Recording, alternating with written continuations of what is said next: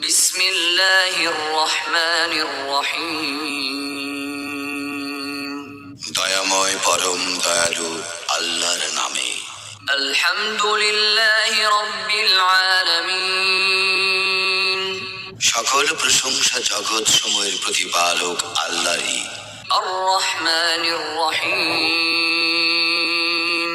যিনি দয়াময় পরম দয়ালু। মালিক ইয়াউমিদ্দিন। কর্মফল দিবসের মালিক। ইয়্যাকা না'বুদু ওয়া ইয়্যাকা নাস্তাঈন। আমরা শুধু তোমারই ইবাদত করি, শুধু তোমারই সাহায্য প্রার্থনা করি। ইহদিনাস সিরাতাল মুস্তাকিম।